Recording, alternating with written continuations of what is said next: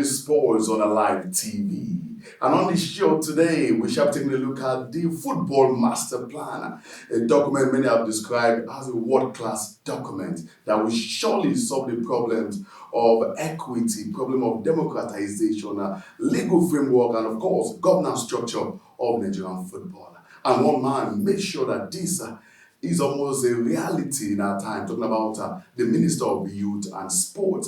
Just recently, the President of the Federal Republic of Nigeria, President Muhammadu Buhari, received members of the Master Plan Committee. And of course, the President has given his backing to these documents. We've got with us today live on the show, the man who made sure that this is a reality, the Minister of Youth and Sport, Sunday Dare. It's nice to have you on Complete Sport. Thank you very much, Obasi, for having me this afternoon. It's always very, very good having you on the show. Bringing out oracles like you is always not easy. Thanks for Minister once again. There's so many oracles in Nigerian football. I'm just one of them. Yeah, so let's go into it. Many have described the master plan as a world-class document, and many believe the composition of that committee is what is the talk of town. Talking about how did you come about members of that committee? For the sake of our viewers, former NFA President Ibrahim Galadima is the chairman of that committee. And in that committee, we've got the likes of Segun Odegbami, we've got the likes of Sunday Olise, we've got the likes of veteran sports journalist Ikedi Ziguzo, we have Adeo Jekiri. How were you able to put all of these guys together? Well, first, that document, its production, what went into it, is the work of these brilliant minds. I was not even a member of that committee. They are not exactly my ideas. These are people that know Nigerian football. Nigerian football is known to them. My work was to hunt for those that had the right credentials for that work, and that was important. And the moment I did that work, you just listed their names, and people can check out their profiles. They can check out what they've written over time. Mine was to put them together, give them the opportunity, create the atmosphere, and then give them the charge, as it was given to me by Mr. President. So when you look at that document, it's a masterpiece of a document today, not because of me, because I didn't write it. These men wrote it, and these are men who have been in Nigerian sports over time. They will remain for a while. They've seen several administrators come and go. They've seen the epochs of our football history, the highs and the lows. So they'll be around for a while. There comes a time when a country must call on its brightest minds. If you are really sincere about solving the problem, if it's security, if it's economic problem, you tap on the most brilliant minds. Some of the people on this committee don't agree, but they agreed on one single thing, that Nigeria's football needs a remake.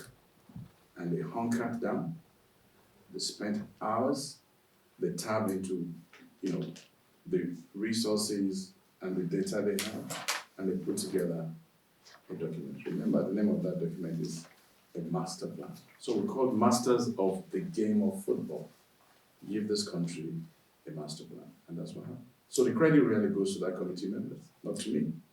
When this committee was inaugurated by your own self, many even thought it's just going to be a joke, and maybe it's going to be like the other committees we've seen in the past. But we are living witness to the fact that Mr. President has shown huge interest in this master plan. Well, you saw a convergence of 3 points of determination.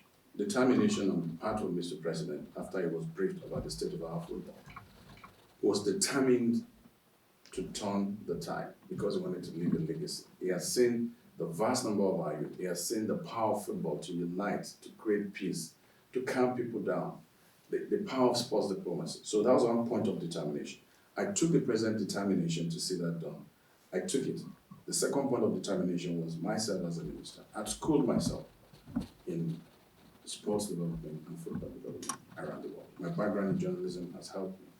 So I was also determined. Now, the third point of determination was the people on that committee who were also determined to deliver. But that determination stretched further. They realized that over time we've had similar, reports, and they said, look, this time around we'll give it our best shot, but we'll make sure that we also push and demand from the minister that this will not end like the others. And I gave that promise. I said we'll take this as far as we could go. The highest level of power when it comes to policy direction, initiatives, spending of government resources is the presidency and the president, where the powers is instituted. And that's where we went. We went to the sanctum to deliver that to Mr. President. Honorable Minister, I won't allow you to go without asking you this particular question. I would say now good looking that this master plan is. I've not seen the full details, but from what I've seen, one thing that has always been the problem about football has been non-inclusiveness, and many believe they're not part of the system. And we understand the master plan has been able to expand the scope. How soon are we going to see the practicality of this master plan? Well, that's a tough question, but it's a question I will attempt to answer. We are properly guided as a ministry and as a government. In constituting that committee, we were also deliberate to bring people who had operated the NFF, the FIFA status, and also the laws governing our sports. So we brought people with experience who had been secretary generals, who had been presidents, who had written extensively. So we drew the fine lines. When it comes to the expansion, the advice is given. Ghana, Sierra Leone, you see what they have. Even FIFA had to expand its Congress. So we're overdue. We know that that can only be done by the Congress.